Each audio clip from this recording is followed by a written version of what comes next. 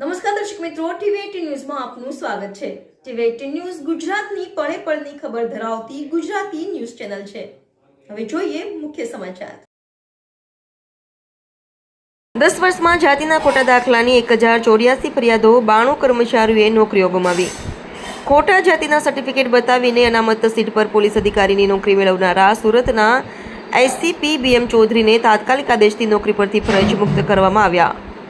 ચૌધરીએ અનુસૂચિત જનજાતિનું સર્ટિફિકેટ મેળવીને 1993ની સબ ઇન્સ્પેક્ટરની ભરતીમાં નોકરી મેળવી હતી અને તેઓ જૂન 30મીના રોજ નિવૃત્ત થવાના હતા।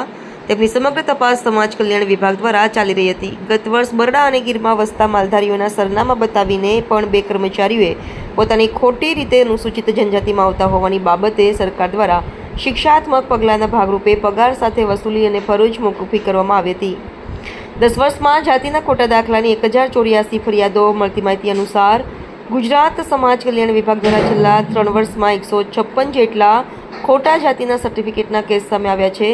છેલ્લા 10 વર્ષમાં ગુજરાત સરકારમાં વિવિધ વિભાગોમાં નિયુક્ત થયેલા સરકારી કર્મચારીઓ, મેડિકલના વિદ્યાર્થીઓ, શિક્ષણ વિભાગના અધિકારીઓ વિરુદ્ધ 1084 જેટલી જાતિના ખોટા સર્ટિફિકેટની અરજીઓ સમાજ કલ્યાણ નિયામકની કચેરીમાં આવી હતી, જેમાંથી નિમણૂક સમયે મળેલા સરકારી કર્મચારીઓના સર્ટિફિકેટની ખરાઈ કરીને તેમના આધારભૂત પુરાવા જોતા 92 જેટલા કર્મચારીઓના ખોટા પુરાવાના બિડાણના આધારે સમાજ કલ્યાણ વિભાગે ડિસમિસ કરવાનો આદેશ આપ્યો છે।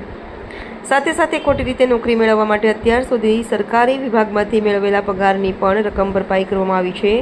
ખોટું જાતિનું પ્રમાણપત્ર મેળવવા ખોટું જન્મસ્થળ સહિતની વિગત નાખતા આધારે ઉલ્લેખનીય છે કે જ્યારે કોઈ અધિકારી કે કર્મચારી વર્ગ 1, 2 કે 3માં નિમણૂક થાય છે ત્યારે જાતિના સર્ટિફિકેટ મેળવતી વખતે કર્મચારી પોતે બાંયધરી આપે છે કે આ મહિનામાંથી કોઈ માહિતી ખોટી હશે તો તે પોતે જવાબદાર રહેશે। આ કારણથી ખોટા જાતિના પ્રમાણપત્રોમાં જે અધિકારીઓ સંડોવાયેલા હોય છે તેઓ ક્યાંય ફસાતા નથી।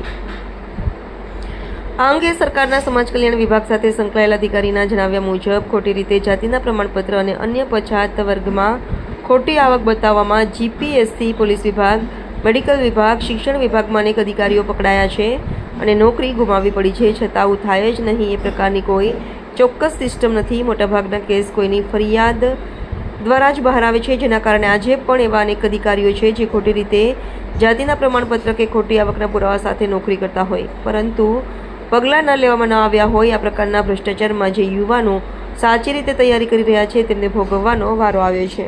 ટીવી18 ન્યૂઝ ગુજરાતી, ગાંધીનગર।